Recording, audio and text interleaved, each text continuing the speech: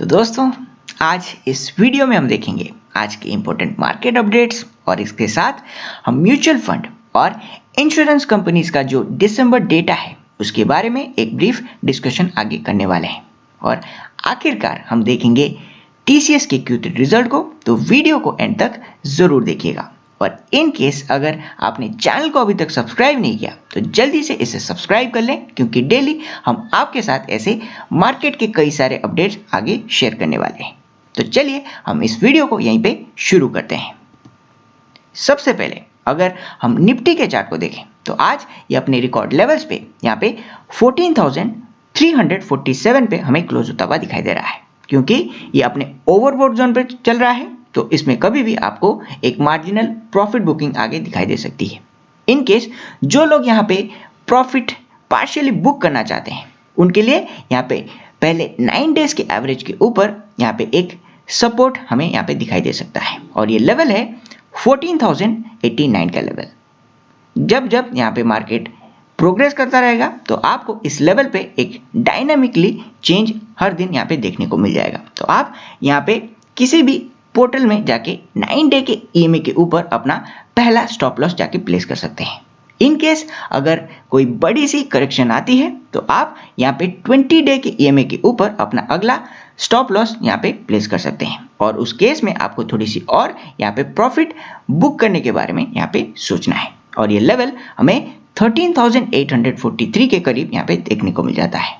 और इसके बाद अगर हम बैंक निफ्टी के लेवल्स को देखते हैं तो आज ये हमें 32,000 के ऊपर यहाँ पे क्लोज होता हुआ दिखाई दे रहा है, और यहाँ पे बोलिंजर बैंड्स में इसका जो अपर बैंड है इसे 32,328 पे यहाँ पे देखा जा सकता है। तो इस लेवल के करीब यहाँ पे एक ट्रेंड रिवर्सल हमें दिखाई दे सकती है, और प्रॉफिट बुकिंग की वजह से इसमें थोड़ी सी गिरावट हमें आगे यहाँ पे देखने को मिल सकता है।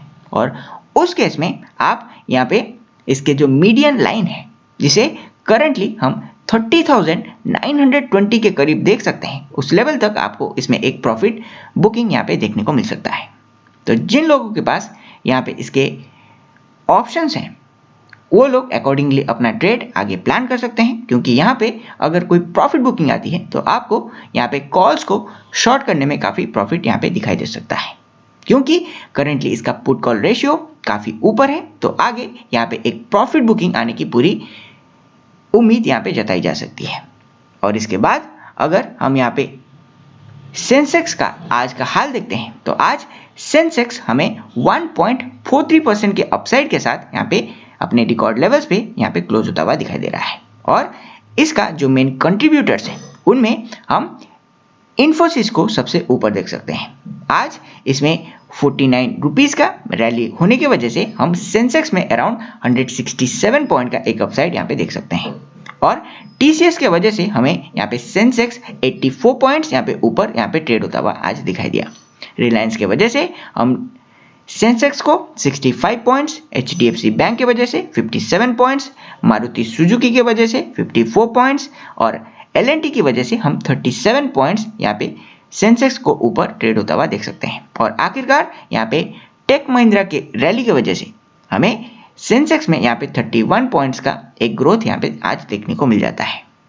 तो आगे यहाँ पे सेंसेक्स आपको थोड़ा सा और यहाँ पे ऊपर ट्रेड होता हुआ दिखाई दे सकता है, लेकिन जो लोग यहाँ पे फ्रेश इन्वेस्टमेंट करना चाहते हैं वो यहाँ पे सिर्फ पोजिशनल ट्रेड के पॉइंट ऑफ व्यू से आगे अपने ट्रेड यहाँ पे सिलेक्ट करें, क्योंकि यहाँ पे नियर टर्म में एक प्रॉफिट बुकिंग आने की पूरी संभावना यहाँ पे जताई जा सकती है।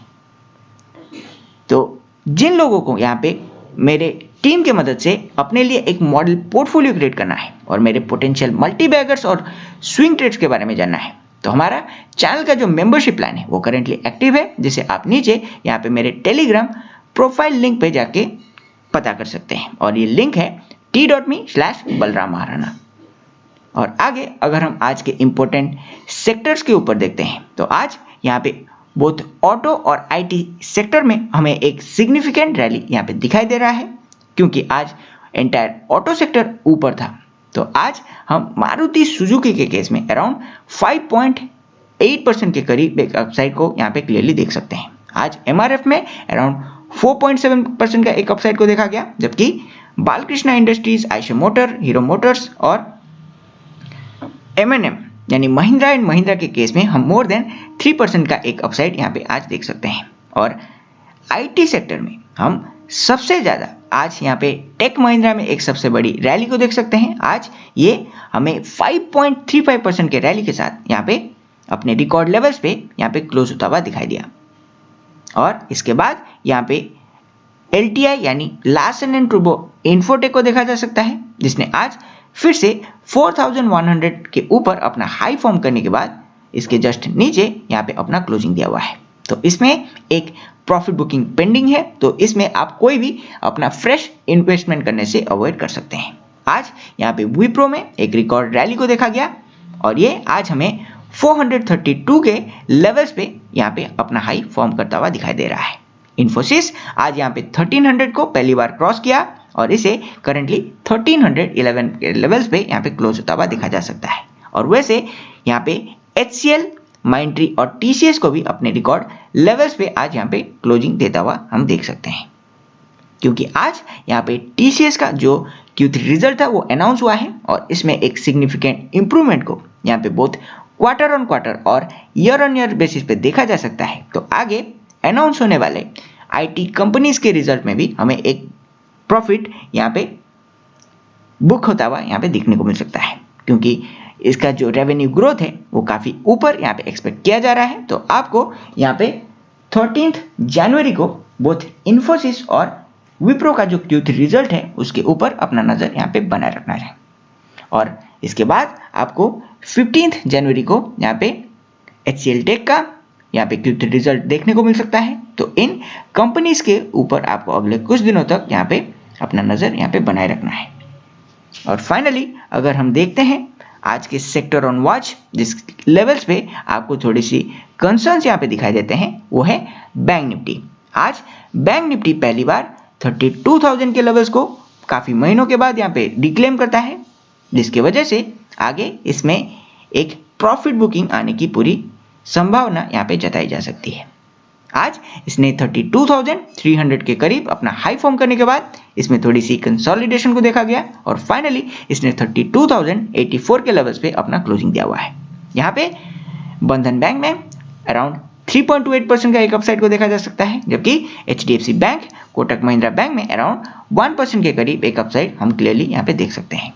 एक्सिस बैंक यहाँ पे आज ऑलमोस्ट फ्लैट क्लोज हुआ, जबकि हम ICICI बैंक और PNB में भी अराउंड एक फ्लैट लेवल में एक क्लोजिंग को यहाँ पे आज देख सकते हैं।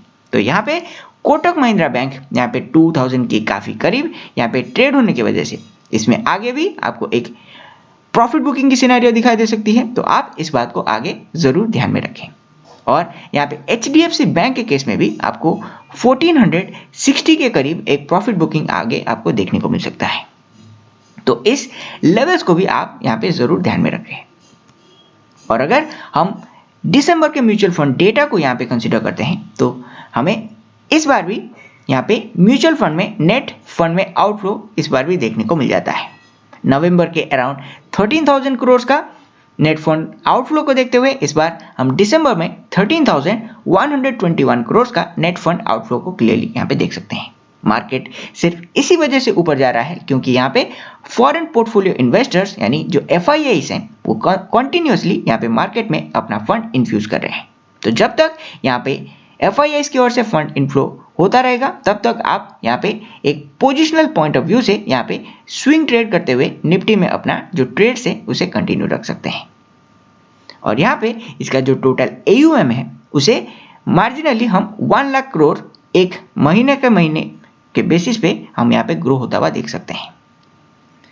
और फाइनली अगर यहाँ पे देखा जाए लाइफ इंश्योरेंस कंपनीज को तो यहाँ पे HDFC लाइफ के केस में इसके इंश्योरेंस प्रीमियम में हम इस बार ईयर ऑन ईयर बेसिस पे 27% का एक इंप्रूवमेंट को इस बार देख सकते हैं। और इसके रिटेल APE जो कि एनुअलाइज्ड प्रीमियम इक्विवेलेंट है उसमें 4% का एक अपसाइड को देखा जा सकता है, जबकि मैक्स लाइफ इंश्योरेंस के केस में इसके प्रीमियम में हम इस बार ईयर ऑन ईयर बेसिस पे 21% का एक अपसाइड यहाँ पे देख सकते हैं। इसके रिटेल APE में सबसे ज़्यादा अराउंड 18% का एक जंप को देखा जा सकता है, जबकि ICICI प्रूडेंशियल के प्रीमियम में हम इस बार 32% का एक जंप यहाँ पे ईयर ऑन ईयर बेसिस पे देख सकते हैं। लेकिन इसका जो रिटेल APE है उसमें हम 24% का एक डिक्लाइन यहाँ पे क्लियरली देख सकते हैं।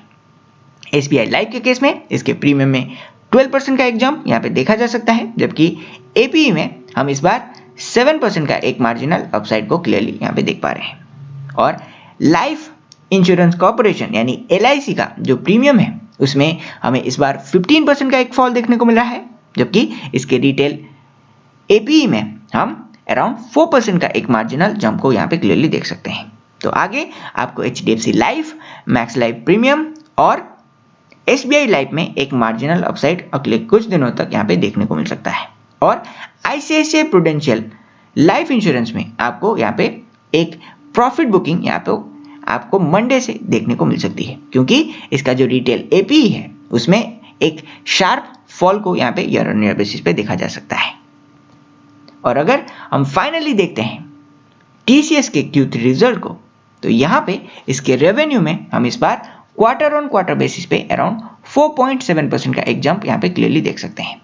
और ईयर ऑन ईयर बेसिस पे यहाँ पे 5.4% का एक इंप्रूवमेंट देखा जा सकता है, जबकि डॉलर के रेवेन्यू को अगर हम कंसिडर करते हैं तो क्वार्टर ऑन क्वार्टर बेसिस पे हम इस बार 5.1% का एक जंप यहाँ पे क्लियरली देख सकते हैं।